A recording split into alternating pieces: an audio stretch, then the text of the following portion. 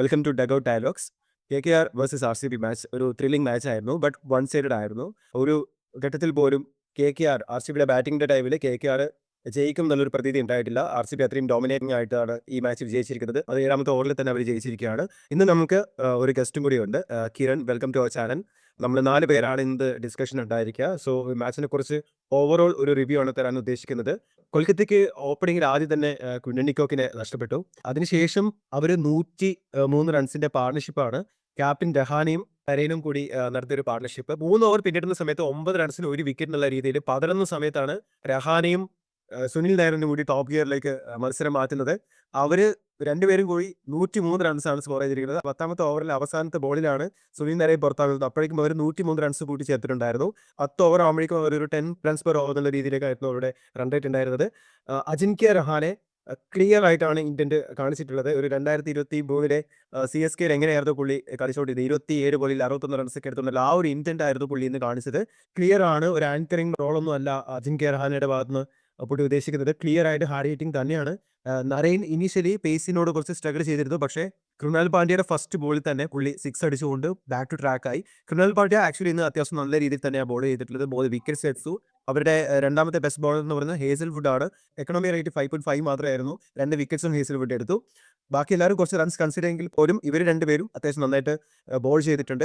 ഒരു ഘട്ടത്തിൽ 220, 240 റൺസിലേക്ക് പോകുമെന്ന് വിചാരിച്ച ഒരു സ്ഥലത്ത് നിന്നാണ് അവരെ റെസ്ട്രിക്ട് ചെയ്തത്, 170 റൺസിലേക്ക് റെസ്ട്രിക്ട് ചെയ്തത്. And once RCB started batting, അവർക്ക് ഒരു രീതിയിൽ പോലും അവർക്ക് ബാക്ക് കളിക്കേണ്ടി വന്നിട്ടില്ല. ദേവദത്ത് പടിക്കലിന്റെ ഒരു ഇന്നിങ്സ് ഒഴിച്ചു നിർത്തിയാൽ ടോപ്പ് ക്ലാസ് ആയിരുന്നു അവരുടെ ഇന്നത്തെ ബാറ്റിംഗ്. ഒരു 10 ഓവർ കഴിയുമ്പോൾ തന്നെ ഇത് വളരെ വൺ സൈഡഡ് ആയിട്ട് മാറുകയും 12-13 ഓവർ ആകുമ്പോഴേക്കും RCB ജയിക്കുന്നുള്ളൊരു പ്രതീതിയാണ് നമുക്ക് ഫീൽ ചെയ്തിട്ടുള്ളത്.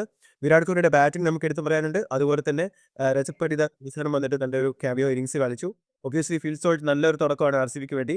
കഴിഞ്ഞ വർഷം ഫിൽ സോൾട്ട് ഓപ്പണിംഗിൽ ഏറ്റവും നന്നായിട്ട് കളിച്ചുകൊണ്ടിരുന്നത് KKRലായിരുന്നു. KKRനെതിരെ തന്നെ ഇത്തവണ ഫിൽ സോൾട്ട് നല്ലൊരു തുടക്കം കുറിച്ചിട്ടുണ്ട്. എന്തൊക്കെയാണ് ഷിഹാബിന്റെ ഒപ്പീനിയൻസ് ഈ മാച്ചിനെ കുറിച്ച്? ഒരു പ്രഡിക്ഷൻ നടത്തിയത് ഇവര് ജയിക്കുന്ന രീതിയിലായിരുന്നു, KKR ജയിക്കുന്ന രീതിയിൽ. പക്ഷെ KKR ആ ഫസ്റ്റ് വിക്കറ്റ് മാറ്റി നിർത്തി 9-10 ഓവർ വരെയുള്ള ഗെയിമിൽ KKRന് ക്ലിയർ അടിച്ചിട്ടുണ്ടായിരുന്നു. അവിടുന്ന് അങ്ങോട്ട് ഒരു തരത്തിലും RCB അവർക്ക് മത്സരത്തിൽ കൺട്രോൾ വിട്ടുകൊടുത്തിട്ടില്ല. സുനിൽ നരേൻ രഹാനെ പാർട്ണർഷിപ്പ് പക്ഷേ ഞാൻ കരുതിയത് രഹാനെ വന്നപ്പോൾ ഒരു കഴിഞ്ഞ വർഷത്തെ CSKയുടെ പെർഫോമൻസ് ആയിരുന്നു ഉദ്ദേശിച്ചത്. അവർ നെഗറ്റീവ് ഇന്റന്റ് ആയിരുന്നു പ്രതീക്ഷിച്ചത്. പക്ഷേ അത് ആടെ മാറ്റി നിർത്തിയിട്ട് 7 ഓവർ കൊണ്ട് 98 റൺസ് 100 റൺസാണ് കൂട്ടിച്ചേർക്കുന്നത് രഹാനെയും പിന്നെ സുനിൽ നരേനും കൂടെ. അവിടുന്ന് അങ്ങോട്ട് RCB ടോട്ടലി ഗെയിം മാറ്റി നിർത്തി. RCBയുടെ വക്കിൽ ആകെ ഒരു നെഗറ്റീവായിട്ട് ഫീൽ ചെയ്തിട്ടുള്ളത് നല്ല രീതിയിൽ ബോൾ ചെയ്തുകൊണ്ടിരിക്കുമ്പോൾ പവർ പ്ലേയിൽ ക്രൂണലിനെ ഇട്ട് കൊടുത്തതായിരുന്നു. അതും നരേനെ പോലെ ഒരാൾക്ക്. നരേന് ലെഫ്റ്റ് ആം സ്പിന്നർ ഇട്ട് കൊടുത്തു കഴിഞ്ഞാൽ തൂക്കം ഉറപ്പാണ്. അത് വെച്ച് മാറ്റി നിർത്തി കഴിഞ്ഞാൽ അവരുടെ അറ്റാക്ക് വന്നു. പക്ഷേ അത് അക്സെപ്റ്റബിൾ ആണ്. കാരണം ഈഡൻ പോലെ ഒരു ചെറിയ ഗ്രൗണ്ടിൽ ബൗണ്ടറികൾ കണ്ടെത്താനുള്ള അത്ര വലിയ ഇഷ്യൂ ഒന്നുമില്ല.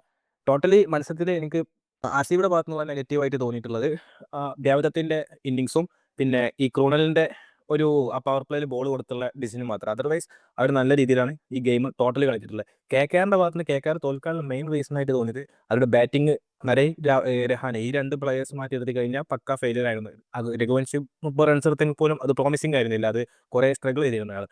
അതർവൈസ് അവർ രഹാനെയും നരേനും കൊടുത്ത സ്റ്റാർട്ട് മുതലാക്കാൻ റിങ്കു വെങ്കടേഷ് ഈ 2 എക്സ്പീരിയൻസ്ഡ് ആയിട്ടുള്ള 2 പൂവൻ പ്ലേയേഴ്സ് ആയിട്ടുള്ളവർക്ക് കഴിഞ്ഞില്ല. അവരുടെ 2 വിക്കറ്റും ഒരേ പ്ലെയർ ക്രൂണലാണ് എടുത്തു തോന്നുന്നു. 2 ബൗൾഡ് വിക്കറ്റ്സ് ആയിരുന്നു.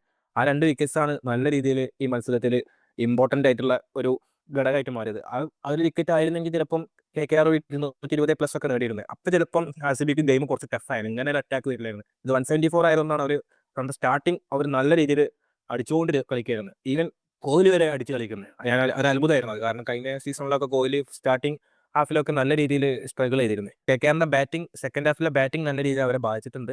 RCB ആ ഫസ്റ്റ് ഹാഫ് മാറ്റി നിർത്തി കഴിഞ്ഞാൽ ഇന്നിങ്സിന്റെ ഫസ്റ്റ് ഹാഫ് മാറ്റി നിർത്തി കഴിഞ്ഞാൽ ബാക്കി ഗെയിംസിൽ മൊത്തത്തിൽ കൺട്രോൾ ആയിരുന്നു. RCB നല്ല രീതിയിൽ കളിച്ച് അവർ വിജയം അറിയിക്കുന്നു. 16 ഓവറിൽ 15 ഓവറിലൊക്കെ വിജയിക്കുമ്പോൾ ഞാൻ കരുതിയത്.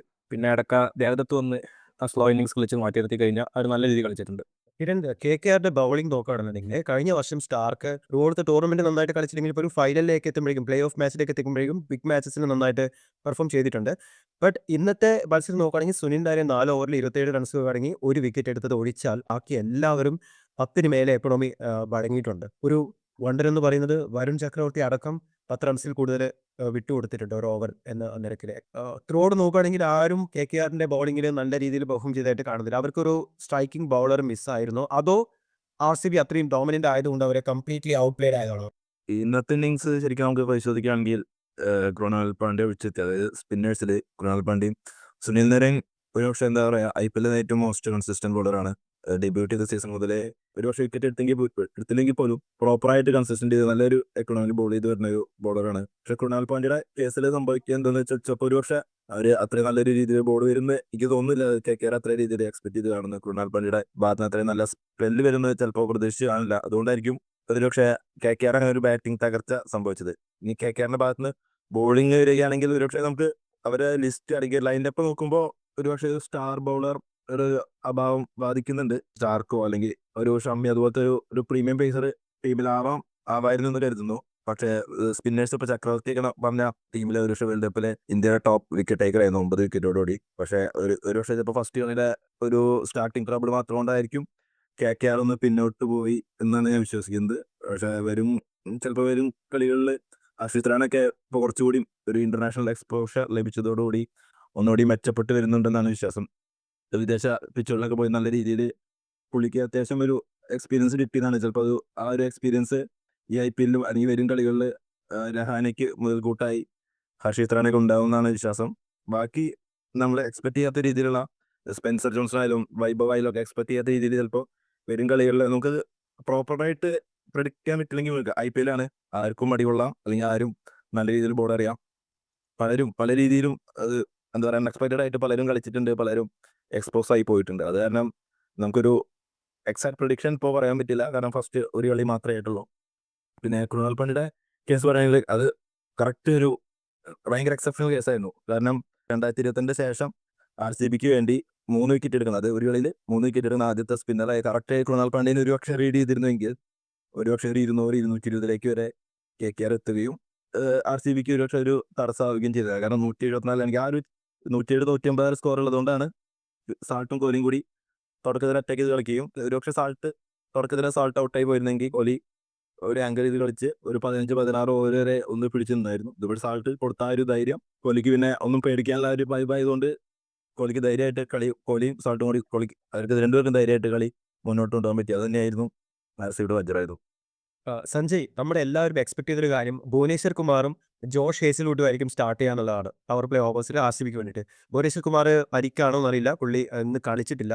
റസിക്കാണ് സ്റ്റാർട്ട് ചെയ്തത്. പക്ഷേ പുള്ളിയുടെ ഇൻഎക്സ്പീരിയൻസ് തുറന്ന് കാണാൻ പറ്റുന്നുണ്ടായിരുന്നു അഗെയിൻസ്റ്റ് സുനിൽ നരേൻ ആൻഡ് അജിൻക്യ രഹാനെ. കുറച്ചൊന്ന് ടൈറ്റ് ചെയ്യാൻ നോക്കിയെങ്കിൽ പോലും കുറച്ച് റൺസ് കൺസിഡർ ചെയ്തിട്ടുണ്ട്. RCBയുടെ ബൗളിംഗ് നമുക്കറിയാം, ഇന്നത്തെ KKRന്റെ ബൗളിംഗ് പെർഫോമൻസ് എങ്ങനെയായിരുന്നു ആ ഒരു രീതിയിലാണ് RCBയുടെ ഭാഗത്ത് നിന്ന് പൊതുവെ അങ്ങനെ ഒരു ബൗളിംഗ് പെർഫോമൻസ് കാണാറുള്ളത്. എല്ലാ ബൗളേഴ്സും ഒരു 10-12 റൺസിന് മേലെ എക്കണോമി വഴങ്ങിയിട്ടുള്ള ഒരു പെർഫോമൻസ്. പക്ഷേ ഇന്ന് അത്യാവശ്യം RCB ബൗളിങ്ങിൽ നല്ല രീതിയിൽ എസ്പെഷ്യലി ജോഷ് ഹേസൽവുഡും കൃണാൽ പാണ്ഡ്യയും വിക്കറ്റും അവർ എടുത്തു, റൺസും ഒരുപാട് കുറവാണ് കൺസിഡർ ചെയ്തത്. എന്തൊക്കെയാണ് ഒരു ഓവറോൾ അനാലിസിസ് ഈ മാച്ചിനെ കുറിച്ച്? മാച്ച് സ്റ്റാർട്ട് ചെയ്തപ്പോൾ തന്നെ ആബ്സല്യൂട്ട് RCBക്കെതിരായിട്ട് തിരിക്കുക വരെ ചെയ്തത് ആ 2 ഓവർ തന്നെയാണ്.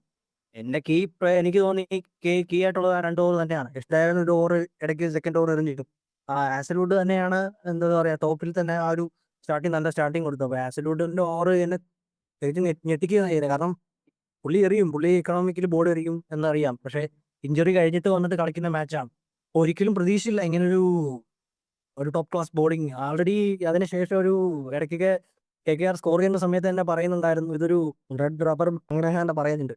അപ്പോൾ സ്കോർ എന്തായാലും വരുമെന്ന് ഉറപ്പുണ്ട്. പക്ഷേ ആ പിച്ചിൽ ഇത്തരക്ക് ബോൾ ചെയ്തൊരു നല്ല ഷോർട്ട് ബോൾസ് ഒക്കെ യൂസ് ചെയ്ത് നല്ല രീതിക്ക് പുള്ളിയുടെ ഹൈറ്റ് യൂസ് ചെയ്ത് പുള്ളി നല്ല രീതിക്ക് എറിഞ്ഞിട്ടുണ്ട്. അതിൽ RCBയുടെ വിജയത്തിന് മെയിൻ റീസൺ ആബ്സല്യൂട്ടിന്റെ ബോളിംഗ് തന്നെയാണ്. പിന്നെ കൃണാൽ പാണ്ഡ്യ ഒരു ബ്രേക്ക് ത്രൂ കൊണ്ടുവന്നു. പിന്നെ മറ്റൊരു കാര്യം പറയാമെന്ന് വെച്ച് കഴിഞ്ഞാൽ പറ്റിദാറിന്റെ ക്യാപ്റ്റൻസി ഒരു കളി കൊണ്ടൊന്നും നമുക്ക് ക്യാപ്റ്റൻസി വരുത്താൻ പറ്റില്ല. ബട്ട് നല്ലൊരു മൊമെന്റ് ഒരു തിരിച്ചുവരവ് കൊണ്ടുവന്നതുകൊണ്ട് ഒരു ചെറിയൊരു ആറ്റിറ്റ്യൂഡ് നമ്മുടെ ക്യാപ്റ്റൻസി നല്ലൊരു കുഴപ്പമില്ലാത്തൊരു ആറ്റിറ്റ്യൂഡ് നമുക്ക് അവിടെ കാണാൻ പറ്റുന്നുണ്ട്. കംബാക്ക് ആണ്. കാരണം പ്രതീക്ഷിക്കാത്ത ഒരു ഫസ്റ്റ് നമ്മൾ സ്റ്റാർട്ട് ചെയ്തിട്ട് പെട്ടെന്ന് അവിടെ ഒരു 100 റൺസിന്റെ പാർട്ണർഷിപ്പ് 100 റൺസിന്റെ മുകളിൽ പാർട്ണർഷിപ്പ് വരുമ്പോഴത്തേക്ക് ഇത് ഹാഫ് സ്റ്റേജ് ആകുമ്പോഴത്തേക്കാണ് പിന്നെ രണ്ടാമത് വിക്കറ്റ് വരുന്നത്.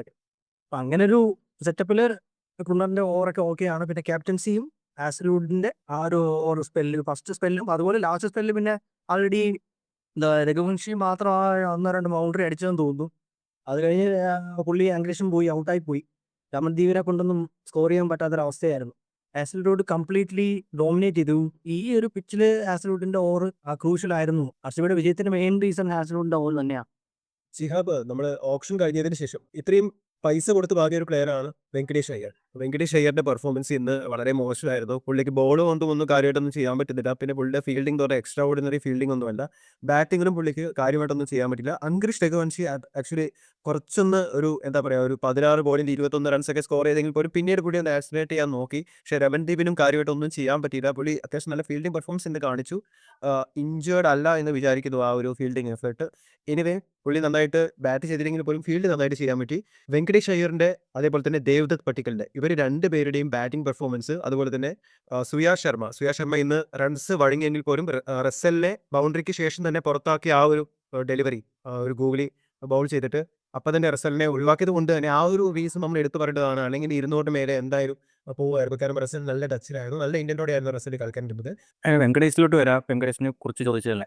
വെങ്കടേഷ് ആക്ച്വലി ക്ലച്ച് പ്ലെയർ ആണ്. പക്ഷേ അയാളെ കൊണ്ടുള്ള ഉപകാരം ബാറ്റിംഗിൽ മാത്രമാണ്. ബോളിങ്ങിൽ വളരെ റെയർ ആയിട്ട് എപ്പോഴെങ്കിലും ബോൾ എറിഞ്ഞാൽ മതി എന്നുള്ളൊരു ലൈന് മാത്രമേ KKRന് ആവശ്യം വരാറുള്ളൂ. കാരണം അവർക്ക് 7-8 പ്ലേയേഴ്സ് ബോൾ എറിയാൻ ഉണ്ടാകുന്ന പ്ലേയേഴ്സ് എന്തായാലും ആ ഒരു ലൈനപ്പിൽ ഉണ്ടാവും. ഈവൻ റസൽ വരെ 4 ഓവർ പൂർത്തിയാക്കുന്ന സിറ്റുവേഷൻ ഉണ്ടാവാറുണ്ട്. പക്ഷേ വെങ്കടേഷിനെ ഒരു ക്യാപ്റ്റൻ പ്ലസ് ബാറ്റർ എന്നുള്ള രീതിയിൽ എടുക്കാമെന്നുള്ള രീതിയിലാണ് അവർ റിലീസ് ചെയ്യുന്നത്. പക്ഷേ ആ എമൗണ്ട് അത്രയും പോകുമെന്ന് കരുതിയില്ല. അവർ ക്യാപ്റ്റൻ എന്നുള്ള രീതിയിൽ തന്നെയാണ് ഉദ്ദേശിച്ചിരുന്നത്. പക്ഷേ അവർക്ക് ആ എമൗണ്ട് അത്രയും പോയി.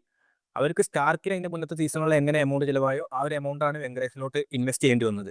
പിന്നീട് അവന്മാർ രഹാനെ കിട്ടിയപ്പോൾ ആസ് ഒരു ബാറ്റർ ആവശ്യമാണ്. അപ്പോൾ രഹാനെ ടീമിൽ വരും. അപ്പോൾ രഹാനയുടെ ക്യാപ്റ്റൻസി ഉപയോഗപ്പെടുത്തുന്നത് രഹാനെ ക്യാപ്റ്റനാക്കി മാറ്റുന്നത്. വെങ്കടേഷിന്റെ ഫെയിലിയർ നോക്കേണ്ടത്. അപ്പോൾ അത് എപ്പോഴും പ്ലേ ഓഫിലൊക്കെ നല്ല രീതിയിൽ പെർഫോം ചെയ്യാൻ 4 മത്സരങ്ങളിലും 50+ സ്കോർ ഉണ്ട് KKR വേണ്ടിയിട്ട് 4 പ്ലേ ഓഫ് മത്സരങ്ങളിൽ. പക്ഷേ as A fielder, as A bowler അയാളുടെ ഉപയോഗം KKR ടീമിന് നല്ല രീതിയിൽ ഉണ്ടാവില്ല. കാരണം അയാൾ എപ്പോഴും ഇമ്പാക്ട് പ്ലെയർ ആയിട്ടാണ് ഇറങ്ങാറ്. ആസ് എ ബാറ്റർ ആയിട്ടാണ് കളിക്കാറുള്ളത്. ഇനിയിപ്പോൾ എന്തായാലും സ്ഥിരമായിട്ടുണ്ടാവും. പിന്നെ ഇന്നത്തെ മത്സരത്തിൽ വെങ്കടേഷ്, റിങ്കു, റസൽ ഈ 3 വിക്കറ്റുകൾ KKRന് നല്ല രീതിയിൽ ബാധിച്ചിട്ടുണ്ട്. അതിൽ റിങ്കുവിൻ്റെയും വെങ്കടേഷിൻ്റെയും വിക്കറ്റ് ബോൾഡായിട്ട് എടുത്ത ക്രൂണൽ ആണ് മത്സരം പറ്റങ്ങോട്ട് തിരിച്ചെടുത്തത്. പിന്നെ സുയേഷ് ശർമ്മ നല്ല രീതിയിൽ ബോൾ എറിഞ്ഞെന്ന് കരുതുന്നില്ല. കാരണം അയാൾക്ക് നല്ല രീതിയിൽ അടി കിട്ടിയിരുന്നു. പക്ഷേ അയാൾ എടുത്ത വിക്കറ്റ് ഇമ്പോർട്ടൻ്റ് ആയിരുന്നു, വെരി ഇമ്പോർട്ടൻ്റ് ആയിരുന്നു. RCBയുടെ ബോളിങ്ങിലോട്ട് വരുമ്പോൾ ക്രൂണലും ഹേസിൽവുഡ് 4 ഓവറിൽ 22 റൺസ് അങ്ങനെയാണ് വഴങ്ങിയത്. അതിൽ 2 ബൗണ്ടറീസ് ആയിരുന്നു, എഡ്ജർ ബൗണ്ടറീസ് ആയിരുന്നു. അതില്ലെങ്കിൽ 14 റൺസോ 13 റൺസ് എങ്ങനെ ഉണ്ടാവുള്ളൂ ആ ഒരു ഇത്. ഹേസിൽവുഡ് വൃത്തിക്ക് ബോൾ എറിഞ്ഞിട്ടുണ്ട്. 2 ഓവർ, ഫസ്റ്റ് 2 ഓവർ നല്ല രീതിയിൽ എറിഞ്ഞ് പിന്നെ ലാസ്റ്റ് 15 ഓവറും അയാൾ ഒന്നും ഒരു ബൗണ്ടറി മാറ്റി നിർത്തി കഴിഞ്ഞാൽ നല്ല രീതിയിൽ തന്നെ അയാളുടെ സ്പെല്ല് പൂർത്തിയാക്കിയിട്ടുണ്ട്. ക്രൂണലിന്റെ 3 വിക്കറ്റുകൾ, രഹാനയുടെ വിക്കറ്റ് അടക്കം 3 വിക്കറ്റുകൾ നല്ല ഇമ്പോർട്ടൻ്റ് ആയിരുന്നു. KKRന്റെ ബോളിംഗ്, അവരുടെ ബോളിങ്ങിൽ ആക്ച്വലി അവർ നരയിനായിരുന്നു കൊണ്ടുവരേണ്ടിയിരുന്നത് പവർ പ്ലേയിൽ. വരുൺ ന്യൂ ബോൾ അയാൾക്ക് പെർഫോം ചെയ്യാനുള്ള ലിമിറ്റേഷൻസ് ഉണ്ട്. അവിടെ സുനിൽ നരയിന് ഏത് സമയത്തായാലും ഏത് ബോളായാലും അയാൾക്ക് ഇമ്പാക്റ്റ് കൊണ്ടുവരാൻ പറ്റും. വിക്കറ്റ് എടുത്തെങ്കിൽ പോലും ആ റൺസ് ഫ്ലോ നിയന്ത്രിക്കാൻ പറ്റുമായിരുന്നു. ഇത് വരുണിനെ കൊണ്ടുവന്ന് വരുൺ നല്ല രീതിയിൽ അടിമടിച്ചു. വരുൺ ചിലപ്പോൾ മോശം ഡേ ആയിരിക്കും. അത് അടുത്ത മത്സരത്തിൽ തിരിച്ചു തരാവുന്നേ ഉള്ളൂ.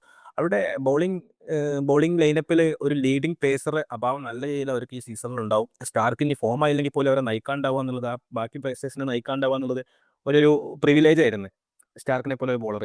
അങ്ങനത്തെ ഒരു പ്രീമിയം പേസ് ബോളർ കിരൺ പറഞ്ഞ പോലെ ഉണ്ടാവാത്തത് അവർക്ക് ഈ സീസണിൽ നല്ല രീതിയിൽ എഫക്ട് ചെയ്യും. ആ ഒരു അൺഅവൈലബിലിറ്റി ഈ ഹർഷിദിനും ബാധിക്കും, വൈഭവിനും ബാധിക്കും. അങ്ങനെ ഒരു ബോളിംഗ് ലൈനപ്പ് മോശമായിട്ടുള്ളത് KKRന് ചിലപ്പം ഈ സീസണിൽ നല്ല രീതിയിൽ വിനയാവും. ചിലപ്പോൾ അവർ ഫിനിഷ് ചെയ്യുന്നത് ചിലപ്പോൾ ലാസ്റ്റ് 4 പൊസിഷനിലായിട്ടായിരിക്കും. പക്ഷേ തിരിച്ചു വരാം. IPL ആണ്. ഏത് പ്ലെയറാണ് എക്സ്പോസ് ആവുക, ഏത് പ്ലെയറാണ് തിരിച്ചു വരിക എന്നുള്ളത് നമുക്ക് പ്രിഡിക്റ്റ് ചെയ്യാൻ പറ്റില്ല.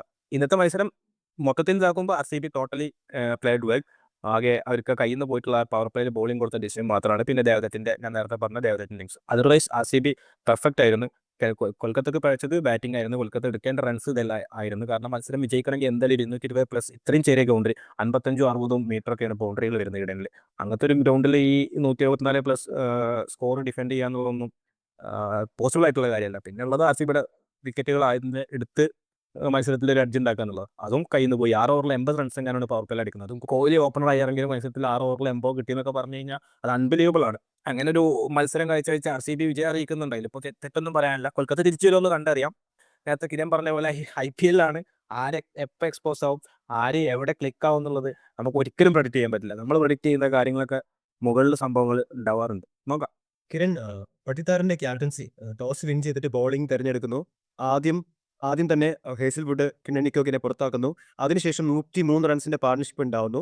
ദിനേശ് കാർത്തിക് ഫീൽഡിംഗ് കൺട്രോൾ ചെയ്യുന്നുണ്ടായിരുന്നു. ബൗണ്ടറി ലൈൻ്റെ ഡഗൗട്ടിൻ്റെ അവിടെ നിന്നിട്ട് കൺട്രോൾ ചെയ്യുന്നുണ്ടായിരുന്നു. പുള്ളിക്ക് എങ്ങനെയാണോ ഗുജറാത്ത് ടൈറ്റൻസിലെ ആശിഷ് നെഹ്റ ഒരു സപ്പോർട്ട് കൊടുക്കുന്നത്, ഫീൽഡിൽ ഇറങ്ങുന്നില്ല എന്നുള്ള പുള്ളി നല്ല രീതിയിലൊരു സപ്പോർട്ട് കൊടുക്കുന്നുണ്ട്. പുള്ളിയുടെ ഒരു ക്യാപ്റ്റൻസിയെ കുറിച്ചാണ് ഞാൻ മെയിനായിട്ട് ചോദിക്കുന്നത്. കാരണം വിരാട് കോഹ്ലിക്ക് എനിക്ക് ഫീൽ ചെയ്തിട്ടുള്ളൊരു കാര്യം, പുള്ളി 2016 സീസണിലൊക്കെ ത്രൂ ഔട്ട് ആ ടീമിനെ ഒറ്റയ്ക്ക് നയിച്ച് കൊണ്ടുപോകുമ്പോൾ പോലും ഇത് നമ്മൾ എക്സ്പെക്ട് ചെയ്യുന്ന ഒരു 200 റൺസിൽ നിന്നും ചിലപ്പോൾ 220 വരെ വിരാട് കോഹ്ലിയുടെ ക്യാപ്റ്റൻസിക്ക് പോയിട്ടുണ്ട്. പക്ഷേ നമ്മൾ ഇന്നത്തെ മാച്ച് നമ്മൾ പ്രതീക്ഷിച്ചത് KKR എന്തായാലും ഒരു 230 സ്കോർ ചെയ്യുന്നതാണ്. അതിനെ ഒരു 60 റൺസ് വരെ കുറക്കാൻ പറ്റിയത് രജത് പട്ടിദാറിന്റെ ബൗളിംഗ് ചേഞ്ചസിൽ കൊണ്ടുവന്ന മാറ്റമാണോ? എങ്ങനെയാണ് പുള്ളിയുടെ ക്യാപ്റ്റൻസിനെ കുറിച്ചുള്ള ഓവറോൾ ഒപ്പീനിയൻ ഇന്നത്തെ മത്സരം? ഷിഹാബ് പറഞ്ഞു RCBയുടെ ഉണ്ടായിരുന്നത് വലിയൊരു നെഗറ്റീവ് പട്ടിദാർ കൃണാലിനെ പവർ പ്ലേ അല്ലെങ്കിൽ സ്റ്റാർട്ടിങ്ങിൽ അറിയിപ്പിച്ചതായിരുന്നുള്ളത്. ഒരുപക്ഷെ അത്രയും കൊൽക്കത്ത ഒരു പീക്കായിട്ട് പോകുന്ന ഒരു സമയത്താണ് കൃണാൽ വന്നൊരു ഓവർ എറിയുന്നത്. പക്ഷെ ഞാൻ എക്സ്പെക്ട് ചെയ്തിരുന്നത് അങ്ങനെ ഒരു പെട്ടെന്നൊരു ബൗളിംഗ് ചേഞ്ച് വരുമ്പോൾ ഞാൻ എക്സ്പെക്ട് ചെയ്തിരുന്നത് അങ്ങനെ കൊണ്ടുവന്നാൽ ഒരുപക്ഷെ ആ ഒരു ഓവറിൽ ഒന്നെങ്കിൽ റണ്ണ് കൺട്രോൾ ചെയ്യുമായിരിക്കും, അല്ലെങ്കിൽ ഒരു വിക്കറ്റ് എടുക്കുന്നുള്ള രീതിയിലായിരിക്കും കൃണാലിനെ കൊണ്ടുവന്നിട്ടുണ്ടായിരിക്കുക. പക്ഷെ അതൊരു വലിയൊരു നെഗറ്റീവായിട്ട് കണ്ടിട്ടില്ല. പക്ഷെ ഒരു 50-50 ചാൻസിലായിരിക്കും കൃണാൽ എന്നെങ്കിൽ ചിലപ്പോൾ ഒരു വിക്കറ്റ് കിട്ടാം, അല്ലെങ്കിൽ കിട്ടാതിരിക്കുക എന്നുള്ള ചാൻസിലായിരിക്കും ഒരു പക്ഷേ കൊണ്ടുവന്നിട്ടുണ്ടാവുക. നമുക്ക് അതുപോലെ നമുക്കറിയാം കെയിലൊക്കെ വേണ്ടെന്ന് പറഞ്ഞാൽ ഓപ്പണിംഗ് ബാറ്റ് ചെയ്യും, അതുപോലെ തന്നെ ഓപ്പണിംഗ് വന്ന് ബോളും ചെയ്യും. അപ്പോൾ ആ ഒരു അത്രയില്ലെങ്കിൽ കൂടി ആ ഒരു എക്സ്പെക്ടൻസിലായിരിക്കും കൊണ്ടുവന്നിട്ടുണ്ടാവുക. ഫെയർ ആയിട്ടുണ്ടാവും. ഒരുപക്ഷെ അടുത്ത കളിയിൽ പുള്ളി ഇങ്ങനത്തെ ഒരു പിച്ചിൽ ഇത്രയും ഒരു ഇമ്പാക്ട് ഉണ്ടാക്കിയെന്നുണ്ടെങ്കിൽ ഒരുപക്ഷെ വരും കളികളിൽ ചിലപ്പോൾ ഒരു ആങ്കറായിട്ട് അല്ലെങ്കിൽ RCBയുടെ ഒരു മുന്തമണിയായിട്ട് ചിലപ്പോൾ പ്രതീക്ഷിക്കാം പുള്ളീനെയൊക്കെ. അപ്പോൾ പട്ടിദാറിന്റെ ക്യാപ്റ്റൻസിന് ഓവറോൾ ഫസ്റ്റ് കളിയിൽ ഒരു 7, ഒരു 8, 10 നോക്കി കഴിഞ്ഞാൽ നമുക്ക് കൊടുക്കാം. പിന്നെ പറയാനുള്ളത് RCBയുടെ ബോളിംഗ് ലൈനപ്പിൽ ഭുവനേഷ് കുമാർ ഇല്ലാത്തതൊക്കെ ഒരു മേ ബി അവർക്ക് ന്യൂ ബോൾ എറിയാനായിട്ട് ഇഷ്ടമായ ഹാസൽവുഡ് ഉണ്ട്. മേ ബി അവർ ലെഫ്റ്റ് ആം പേസർ ആയതുകൊണ്ടായിരിക്കും ചിലപ്പോൾ ഇഷ്ടമായിട്ട് മുന്നിൽ വന്നത്. ഭുവനേഷ് കുമാറിന്റെ എക്സ്പീരിയൻസ് ചിലപ്പോൾ ഇത് അല്ലെങ്കിൽ ചിലപ്പോൾ അതുകൊണ്ടായിരിക്കും അവർ നോക്കിയത്. രാഷിക് കുഴപ്പമില്ലാതെ ഒരു 15 ഓവേഴ്സൊക്കെ എറിയാറുണ്ട്, യോക്കേഴ്സും കാര്യങ്ങളൊക്കെ. പുള്ളിക്ക് നല്ല വേരിയേഷൻസും കാര്യങ്ങളൊക്കെ ഉണ്ട്. പവർ പ്ലേ ആ ഒരു ഓവറിലാണ് ശരിക്കും ഒന്ന് മൊമെന്റം മാറിയെന്ന് തോന്നുന്നത്. അത് മൊമെന്റം മാറിയിട്ടുണ്ട്. രഹാനെ അടിക്കുന്നത് ആ ഓവറിലാണെന്ന് തോന്നുന്നു. അത് കഴിഞ്ഞ് പിന്നെ കൃണലിനെ കൊണ്ടുവന്നു. വേറെ ആളില്ല അവർക്ക്. ഫസ്റ്റ് 2 പേര് സ്പെല്ല് കഴിഞ്ഞ് കഴിഞ്ഞാൽ പിന്നെ ബാക്കി 3 ഓവർ അല്ലെങ്കിൽ 2 ഓവർ എറിയാനായിട്ട് ആളില്ല. കൃണലിനെ അവിടെ എറിയിപ്പിച്ചേ പറ്റൂ. അറിയാൻ കഴിഞ്ഞത് RCB പിന്നീട് അറിയിച്ചത് ഭുവനേശ്വർ കുമാറിന് പരിക്കായിരുന്നു എന്നാണ്. പരിക്കൊക്കെ മാറി വന്നു കഴിഞ്ഞാൽ ചിലപ്പോൾ ബെറ്റർ ബോളിംഗ് വരുമായിരിക്കും. കാരണം ഭുവനേശ്വറും ഹേസൽവുഡും കൊടുക്കുന്ന ഒരു ഓപ്പണിംഗ് അല്ലെങ്കിൽ ആ ബോളിംഗ് ഒരു 4 ഓവേഴ്സ് എന്ന് പറഞ്ഞു കഴിഞ്ഞാൽ ഒരു പക്ഷേ വിക്കറ്റ് ഇല്ലെങ്കിൽ കൂടിയും ഒരു 4 ഓവറിൽ പ്രോപ്പർ റൺസ് സ്കോർ ചെയ്യാൻ പറ്റില്ല. അല്ലെങ്കിൽ ഒരു വലിയ ചേസ് ആണെങ്കിൽ ഓപ്പോസിറ്റ് ടീമിന് ആ 4 ഓവറിൽ, അതായത് മാക്സിമം റൺസ് എടുക്കാൻ പറ്റുന്ന ഒരു ടോപ്പ് 6 ആ 4 ഓവർ റൺസ് സ്കോർ ചെയ്യാൻ പറ്റിയില്ല എന്നുണ്ടെങ്കിൽ തീർച്ചയായും അത് വിക്കറ്റ് എടുത്തില്ലെങ്കിൽ കൂടി തീർച്ചയായും വലിയൊരു തിരിച്ചടി ആയിരിക്കും. IPL ഇനിയിപ്പം നമ്മൾ എന്താ പറയുക, ആദ്യത്തെ 6 ഓവർ തന്നെയാണ്. നമ്മൾ T20 എന്ന് പറയുമ്പോൾ തന്നെ ആദ്യത്തെ 6 ഓവറിന് പവർ പ്ലേ തന്നെ ആയിരിക്കും. ഈ IPL-ലും തുടരാൻ പോകുന്ന കാര്യം ഇതാണ്. 6 ഓവറിൽ എങ്ങനെയാണ് ബോളിംഗ് ബാറ്റിംഗ് ടീമും പെർഫോം ചെയ്യുന്നത്, അതനുസരിച്ചായിരിക്കും ബാക്കിയുള്ള മിഡിൽ ഓവേഴ്സിൽ സ്കോർ ചെയ്യാൻ പറ്റുന്നത്. ഒരു 13 റണ്ണൊക്കെ 13 റൺ പെർ ഓവറൊക്കെ മിഡിൽ ഓവേഴ്സിൽ പോകുന്നതിന്റെ കാര്യം തന്നെ ഒരു ടോപ്പ് ഓവറിൽ ആ സ്കോർ വരുന്നതുകൊണ്ടാണ്. നമ്മൾ ആ ഒരു മൊമെന്റം ആദ്യത്തെ 6 ഓവറിൽ കിട്ടുന്ന ഒരു മൊമെന്റമാണ് പിന്നെ അങ്ങോട്ട് മുന്നോട്ട് പോകുന്നത്. പിന്നെ നല്ല ബോളിംഗ് ഡിപ്പാർട്ട്മെന്റ് ഉള്ള ടീമുകൾ അല്ലെങ്കിൽ നല്ലൊരു ക്യാപ്റ്റൻസി ഒക്കെ ഉണ്ടെങ്കിൽ ചിലപ്പോൾ തിരിച്ചു വരാൻ പറ്റുമായിരിക്കും പറ്റില്ല. പക്ഷേ മൊമെന്റം ഷിഫ്റ്റിംഗ് ആദ്യത്തെ 6 ഓവർ തന്നെയാണ്. ഓക്കെ, നമുക്ക് ഈ സീസണിൽ IPL കൊണ്ടുവന്നിട്ടുള്ള ഒരു പ്രധാന ഒരു റൂൾ എന്താണെന്ന് വെച്ച് കഴിഞ്ഞാൽ 11ാമത്തെ ഓവർ തൊട്ട് പുതിയ ബോൾ എടുക്കുക എന്നുള്ളതാണ്. ഡ്യൂ ഫാക്ടർ ഒഴിവാക്കാനായിട്ട്. കാരണം നേരത്തെ ഇപ്പോൾ നമ്മൾ കഴിഞ്ഞ സീസൺ നോക്കുകയാണെങ്കിൽ 250-ന് 240 പോലും സേഫ് സ്കോർ അല്ലാത്ത രീതിയിലാണ് വന്നത്. എല്ലാവരും ടോസ് വിൻ ചെയ്യുന്നു, ബോളിംഗ് തിരഞ്ഞെടുക്കുന്നു, ഡ്യൂ ഫാക്ടർ ഉണ്ടെന്ന് പറയുന്നു, ഈസി ആയിട്ട് അവർ കളിച്ച് ജയിക്കുന്നു. അത് ശരിക്കും പറയുകയാണെങ്കിൽ ഈ IPL തുടങ്ങുന്ന സമയത്ത് തന്നെ ഏറ്റവും പഴി കേട്ടിരുന്ന സംഭവം ബൗളേഴ്സിന്റെ ശവപ്പറമ്പ് എന്നുള്ള രീതിയിലാണ്. സോ ഡ്യൂ ഫാക്ടേഴ്സ് എന്നുള്ള ഒരു കംപ്ലീറ്റ് എലമെന്റ് ഇത്തവണ ഒഴിവാക്കിയിട്ട് ഒരു ഫെയർ ആയിട്ടുള്ള ഒരു റൂളായിട്ടാണ് എനിക്ക് ഫീൽ ചെയ്തിട്ടുള്ളത്. പേഴ്സണലി എനിക്ക് തോന്നുന്നത് ഇങ്ങനത്തെ ഒരു റൂൾ കൊണ്ടുവന്നത് മുംബൈക്ക് വലിയൊരു ഉപകാരം തോന്നുന്നു. കാരണം ബോൾട്ട്, ബുംറ അല്ലെങ്കിൽ ആ ഓപ്പണിംഗ് സ്പെല്ല് അറിയുന്ന ന്യൂ ബോളിൽ നന്നായി അറിയുന്ന ബൗളേഴ്സ് പോലെ ബോൾട്ട്, അതുപോലെ ചാഹറിനൊക്കെ ഇതുപോലെ നല്ലൊരു ഇമ്പാക്റ്റ് അവർക്ക് കൊണ്ടുവരാൻ പറ്റുന്നതാണ്. അല്ലെങ്കിൽ അത് അവരെ നല്ല രീതിയിൽ ബൂസ്റ്റ് ചെയ്യുന്നതാണ് എനിക്ക് തോന്നുന്നത്. ഈ ഒരു സംഭവം കൊണ്ടുവന്നിട്ട് പുതിയ റൂള് അവർക്ക് ഭയങ്കരമായിട്ട് മുംബൈക്ക് ഭയങ്കരമായിട്ട് ഒരു ബൂസ്റ്റ് ആവുന്നതാണ് തോന്നുന്നത്. അത് മാത്രമല്ല 11ാമത്തെ ഓവറിന് ശേഷം പിന്നെ വീണ്ടും ബോൾ നനയുകയാണെങ്കിൽ അവസാനത്തെ 4 ഓവറിൽ വീണ്ടും അമ്പയറിനോട് സംസാരിച്ചിട്ട് അമ്പയറിന് ഓക്കെ ആണെങ്കിൽ വീണ്ടും ഒരു പുതിയൊരു ബോൾ കൊണ്ടുവരാനാണ് പുതിയൊരു റൂൾ വന്നിരിക്കുന്നത്. ഒബ്വിയസ്ലി നല്ലൊരു കാര്യമായിട്ടാണ് എനിക്ക് ഫീൽ ചെയ്യുന്നത്. സെക്കൻഡ് ഇന്നിങ്സിൽ മാത്രമേ യൂസ് ചെയ്യാൻ പറ്റുള്ളൂ ആ റൂളെന്ന് തോന്നുന്നു. അങ്ങനെയാണെന്ന് തോന്നുന്നു. ഫസ്റ്റ് ഇന്നിങ്സ് ഇല്ല തോന്നുന്നു. സെക്കൻഡ് ഇന്നിങ്സ് മാത്രമേ യൂസ് ചെയ്യാൻ പറ്റുള്ളൂ എന്നാണ് തോന്നുന്നത്. രണ്ടാമത്തെ ഇന്നിങ്സിലാണ് അത് ഉണ്ടാവുക തീരുമാനം, അതും 10 ഓവറിന് ശേഷം. അതെന്താ വെച്ച് കഴിഞ്ഞാൽ ടോസ് വിൻ ചെയ്ത് കഴിഞ്ഞാൽ അല്ലെങ്കിൽ ടോസ് കിട്ടിക്കഴിഞ്ഞാൽ ടീമുകൾ വിജയിക്കുക എന്നുള്ള സിറ്റുവേഷനിലാണ് കഴിഞ്ഞ 2-3 സീസണുകളിൽ പല മത്സരങ്ങളും റിസൾട്ട് വരുന്നത്. ഡ്യൂ ഫാക്ടർ വലിയ രീതിയിൽ എഫക്ട് ചെയ്യുന്നുണ്ട്. അപ്പോൾ അത് മാറ്റിയെടുക്കാൻ വേണ്ടിയിട്ടാണ് ഈ റൂൾ കൊണ്ടുവന്നിട്ടുള്ളത്. അത് ഒരു തരത്തിൽ നല്ലൊരു തീരുമാനം തന്നെയാണ്. പക്ഷേ ചിലപ്പോൾ നെഗറ്റീവായിട്ട് ഒരു ടീമിന് എന്തായാലും ഈ മാറ്റം വന്നു കഴിഞ്ഞാൽ അഡ്വാൻറ്റേജ് കിട്ടും. പക്ഷേ മറ്റേതിനേക്കാളും കുറച്ചുകൂടെ ബെറ്റർ ആണെന്ന് മാത്രം. ആർ സി ബിയുടെ ലീഡിംഗ് ബൗളിങ്ങിൽ ഹേസൽവുഡിൻ്റെ കൂടെ ഭുവനേശ്വർ വന്നു കഴിഞ്ഞാൽ അവർ അത്യാവശ്യം നല്ലൊരു പവർഫുൾ ആയിട്ടുള്ള ബൗളിംഗ് ലൈനപ്പ് ആയിട്ട് മാറും. 2 ബോളേഴ്സ് എന്തായാലും വരും. കാരണം പവർ പ്ലേ ആണ് ഇപ്പോഴത്തെ T20 ഗെയിമിൻ്റെ ഇമ്പോർട്ടൻ്റ് ആയിട്ടുള്ള ഒരു ഘടകം. നല്ല സ്കോർ ചെയ്യാന്നുള്ളത്. ആ സ്കോറിങ് അവർക്ക് പിടിച്ചു നിർത്താൻ കഴിഞ്ഞാൽ അവർക്ക് അത് ഉപകാരമായിട്ട് മാറും. പക്ഷേ ഇപ്പോഴുള്ള റാസിക് ആയാലും യാഷ് ദയാൽ ആയാലും ഇവർ രണ്ടാളും പ്രോമിസിംഗ് ഒന്നല്ല. യാഷ് ദയാൽ കഴിഞ്ഞ സീസണിൽ മാത്രം ഫോം ആയി നേടിയിട്ട് അയാളൊന്നും കൂടുതൽ എക്സ്പെക്ട് ചെയ്യുന്നുണ്ട്. റാസിക് തീരെ പ്രോമിസിംഗ് അല്ല. പിന്നെ സുയശ്, ക്രൂണൽ, ഈ 2 പേര് അസ്ബിക്ക് സ്പിന്നേഴ്സ് തീരെ ഉണ്ടായിരുന്നില്ല, നല്ല രീതിയിലുള്ള സ്പിന്നേഴ്സ്, വിക്കറ്റ് ടേക്കിംഗ് സ്പിന്നേഴ്സ്. അത് ക്രൂണലിലും സുയാഷിനും മാറ്റിയെടുക്കാൻ കഴിഞ്ഞാൽ RCB നല്ലൊരു ബൗളിംഗ് ലൈനപ്പ് ആയിട്ട് മാറും. അപ്പാർട്ട് ഫ്രം ഈ യാഷ് ദയാലും റാസിക്കും. ഇപ്പോൾ ഭുവനേശ്വർ വന്നു കഴിഞ്ഞാൽ റാസിക് ദയാൽ എന്തായാലും ഔട്ടാണ്. അത് മാറ്റി നിർത്തി കഴിഞ്ഞാൽ RCBയുടെ ബൗളിംഗ് ലൈനപ്പ് ഉഷാറാവും. ബാറ്റിംഗ് ഓൾറെഡി ഉഷാറാണ്. അപ്പോൾ അവർക്ക് പ്ലേ ഓഫിലോട്ട് എത്താം ഈ പെർഫോമൻസ് കണ്ടിന്യൂ ചെയ്യാൻ കഴിഞ്ഞാൽ. സ്വപ്നിൽ സിംഗ് എന്തോ അവരുടെ ടീമിലുണ്ടെന്ന് തോന്നുന്നു, ലെഗ് സ്പിന്നർ എങ്ങാണ്ടാന്ന് തോന്നുന്നു. സ്വപ്നിൽ സിംഗ് 2008 IPL-ന്റെ ഭാഗമായിരുന്നു, 2025 IPL-ന്റെ ഭാഗമാണ്. 18 വർഷത്തിന്റെ ഇടയിൽ IPL-ന്റെ ഭാഗമായിട്ടുള്ള 9 പ്ലേയേഴ്സിൽ ഒരാളാണ് സ്വപ്നിൽ സിംഗ്. പക്ഷേ ഇടയ്ക്കുള്ള സീസൺ ഒരുപാട് മിസ് ചെയ്തിട്ടുണ്ടെന്ന് തോന്നുന്നു അല്ലേ? അതെ 2014 ഡെബ്യൂ ചെയ്യുന്നത്. ഭാഗമായിരുന്നുള്ളൂ, പക്ഷെ കളിക്കുന്നത് 16. 4 പ്ലേയേഴ്സാണ് വിരാട് കോഹ്ലി, രോഹിത് ശർമ്മ, MS ധോണി, മനീഷ് പാണ്ഡെ. ഈ 4 പേരാണ് അതെ. 2008 വെച്ച് 2025 വരെ കളിച്ചിട്ടുള്ളത്. കണ്ടിന്യൂസ് ആയിട്ട്. സോ അതൊക്കെയാണ് നമുക്ക് ഈ ഒരു മാച്ചിനെ കുറിച്ച് പറയാനുള്ളത്. 2025 സീസണിലെ IPL ഇനാഗുറേഷൻ മാച്ചിനെ കുറിച്ച് നമുക്ക് സംസാരിക്കാനുള്ളത്. KKR versus RCB. RCB ഒരു കൺവിൻസിംഗ് വിൻ ആയിരുന്നു. അവർക്ക് ഡെപ്ത് റൺ റേറ്റും അത്യാവശ്യം നല്ല രീതിയിൽ ഇത്തവണ കിട്ടിയിട്ടുണ്ടെന്ന് വിചാരിക്കുന്നു. കാരണം വാഷ് ഔട്ട് ആവാൻ സാധ്യതയുള്ള ഒരു മാച്ചായിട്ടാണ് എല്ലാവരും കണ്ടിരുന്നത്. കാരണം നിർത്താതെ മഴ പെയ്യുന്നുണ്ടായിരുന്നു. പക്ഷേ ഒരു ഓവർ പോലും മഴ കാരണം നിർത്തിയില്ല. DLS റൂഡ് കൊണ്ടുവരേണ്ട ആവശ്യം വന്നില്ല. കൺവിൻസിംഗ് ആയിട്ട് RCB ഡ്യൂ ഫാക്ടറിന്റെ ഒരു എക്സ്ട്രാ അഡ്വാൻറ്റേജ് ഒന്നും ഇല്ലാതെ തന്നെ ഈ മാച്ച് നല്ല രീതിയിൽ വിൻ ചെയ്തിട്ടുണ്ട്. That's all about this review, and thank you for watching this video.